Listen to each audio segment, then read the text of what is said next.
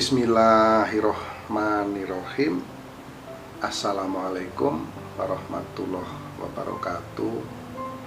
Salam rahayu sagung dumadi sahabat Kitruno Pamungkas dimanapun Anda berada. Syukur kita panjatkan kehadirat Allah Subhanahu wa Ta'ala, karena sampai saat ini kita telah diberikan nikmat yang paling tinggi dibanding nikmat-nikmat yang lain, yaitu nikmat sehat. Kepada teman-teman, semoga teman-teman sekalian juga diberikan kesehatan, kelancaran dalam mencari rezeki.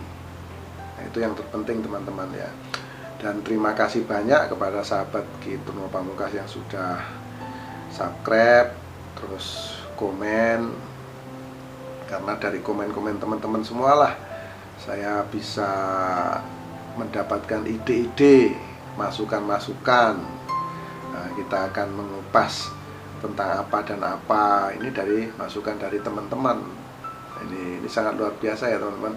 Akhirnya kita membuat video dan selanjutnya kita bisa saling kenal, saling bersilaturahmi untuk bertukar pikiran. Dan sekali lagi, kepada teman-teman yang komentarnya jelek, nggak baik, nggak usah komentar, nggak ada gunanya, karena pasti saya hapus nih teman-teman ya.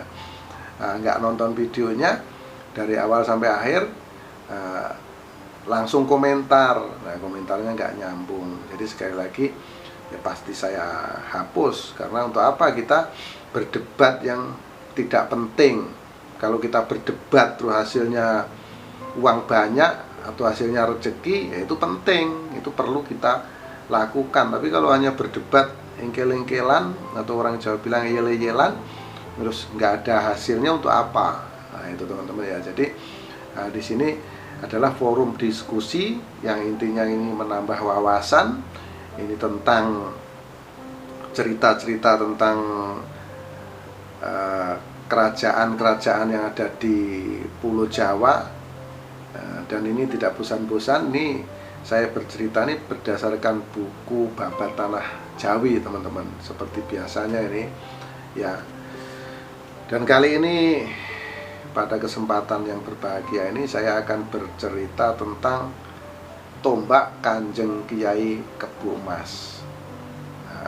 Mungkin di antara teman-teman juga sudah pernah dengar nih ya, pernah dengar atau mungkin pernah tahu ceritanya. Itu ini ya, kalau udah pernah tahu ya saya bersyukur. Yang bagi yang belum tahu ya, ini adalah sebuah cerita, bukan ini cerita yang sebetulnya, ini cerita yang sebenarnya teman-teman, ini fakta. Ini adalah tombak Kiai Kebo Emas. Tombak Kiai Kebo Emas ini adalah milik Keraton Surakarta, kalau sekarang adalah Solo, yaitu pada zaman kejayaan, pada zaman pemerintahan Paku Buwono II. Kanjeng Sinuwun Paku Buwono II waktu itu yang memerintah Keraton Surakarta. Nah,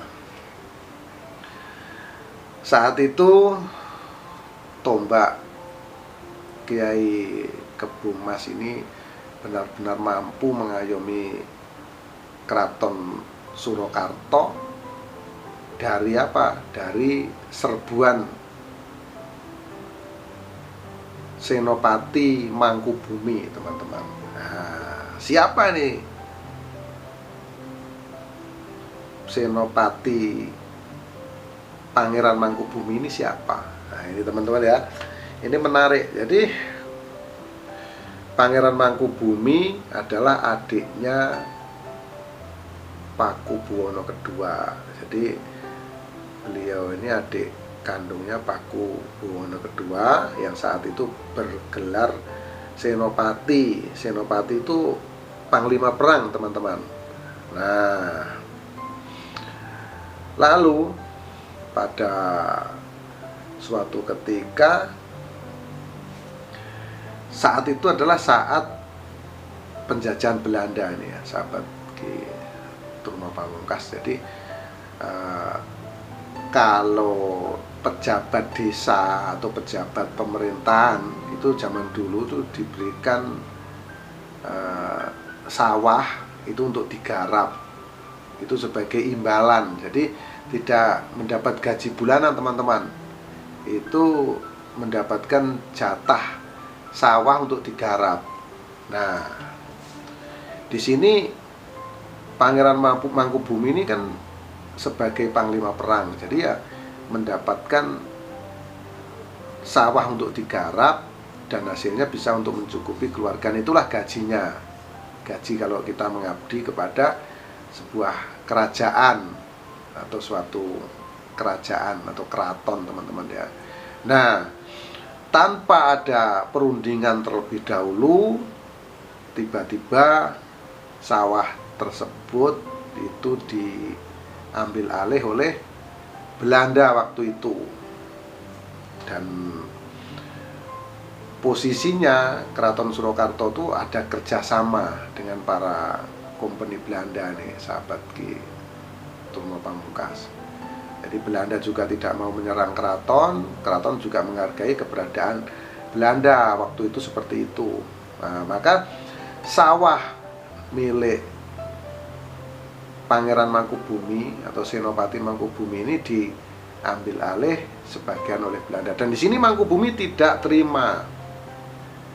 Akhirnya Pangeran Mangkubumi ini melepaskan diri, jadi melepaskan jabatannya sebagai senopati, dan akhirnya mengumpulkan kekuatan beberapa pasukan setia kepadanya dan juga dari kelompok masyarakat. Akhirnya apa? Akhirnya menyerang Belanda, dan Belanda sempat kerepotan di sini teman-teman, mendapat serangan dari Pangeran Mangkubumi ini, sempat kewalahan Belanda. Akhirnya apa yang terjadi? Nah, ini Belanda masuk ke Keraton Solo, minta perlindungan kepada Sinuhun Pakubuwono II. Nah, karena sudah merasa cukup kuat, akhirnya Mangkubumi ingin menyerang keraton.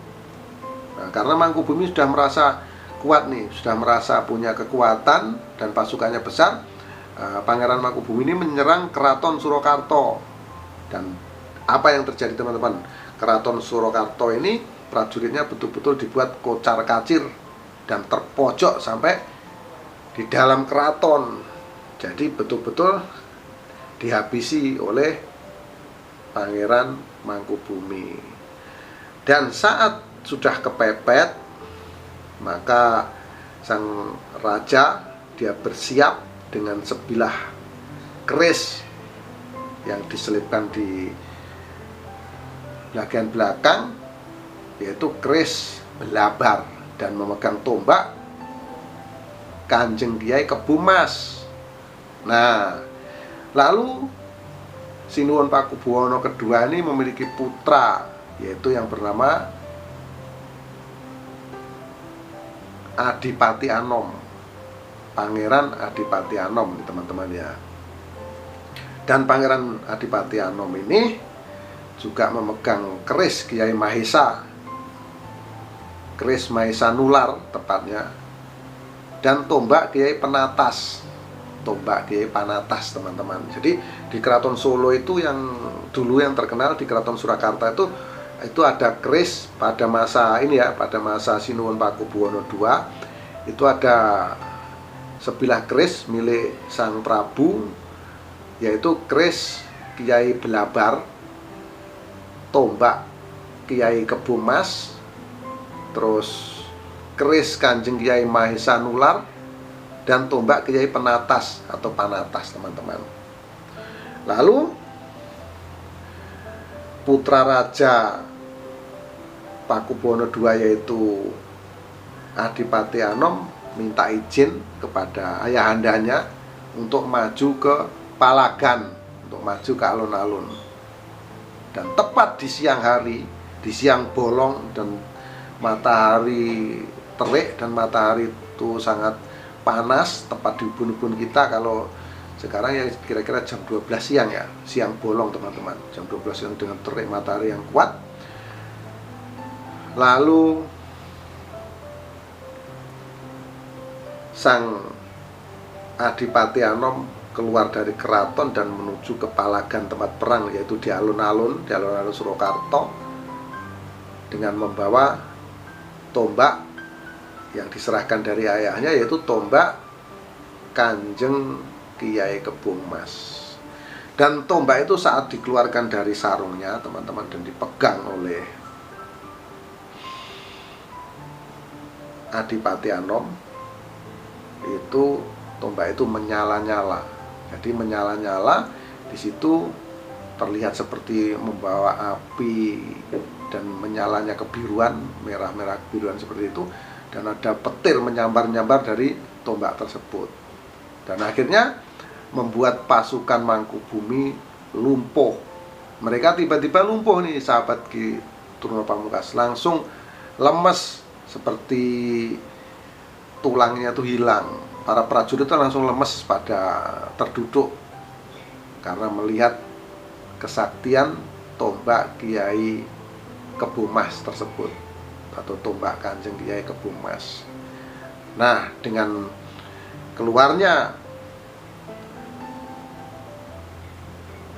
Adipati Anom, yaitu putra dari Pakubuwono II, dengan membawa tombak Kanjeng Kiai Kebun Mas ini, maka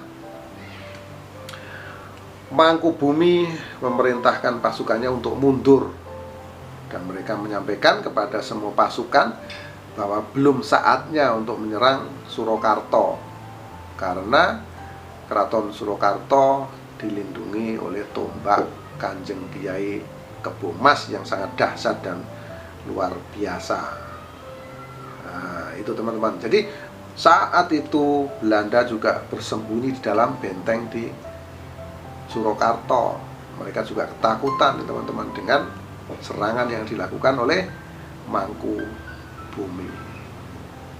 Nah, inilah cerita singkat tentang tombak Kanjeng Kiai Kebun Mas, yaitu sebilah tombak yang sangat luar biasa yang dimiliki oleh Keraton Surakarta atau Keraton Surakarta atau sekarang Keraton Solo pada masa pemerintahan Pakubuwono II. Ini sangat hebat, teman-teman. Kalau kita melihat cerita-cerita seperti ini, rasa cinta kita kepada tanah air ini semakin tebal, semakin kuat, dan kita ternyata memiliki leluhur yang sangat luar biasa. Jadi inilah yang bisa membangkitkan rasa nasionalisme kita, rasa cinta kita kepada tanah air, kepada negara kita tercinta, Republik Indonesia. Karena memang orang-orang terdahulu sangatlah hebat, sangatlah luar biasa. Orang dulu itu berpikirnya polos. Makanya kita juga tahu sendiri sejarah bangsa kita dijajah oleh Belanda itu sampai 350 tahun lamanya, karena kepolosan kita ini, teman-teman.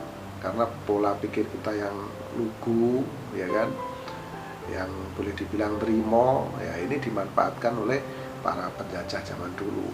Namun sebetulnya leluhur kita ini memiliki kesaktian yang sangat luar biasa, dan inilah yang harus kita jaga, harus tetap kita lestarikan, karena ini adalah budaya bangsa. Karena kalau sebuah bangsa tidak punya budaya, sudah otomatis akan hancur negara tersebut, karena tidak memiliki sebuah identitas, itu, teman-teman. Nah, demikian yang saya sampaikan. Apabila ada kesalahan mohon dimaafkan, karena kesalahan mutlak milik manusia dan kebenaran hanya milik Allah Subhanahu wa ta'ala. Wabillahi taufiq wal hidayah. Wassalamualaikum warahmatullahi wabarakatuh. Salam rahayu, rahayu, rahayu, sagung dumadi. Salam persahabatan sedunia dari saya, Ki Truno Pamungkas.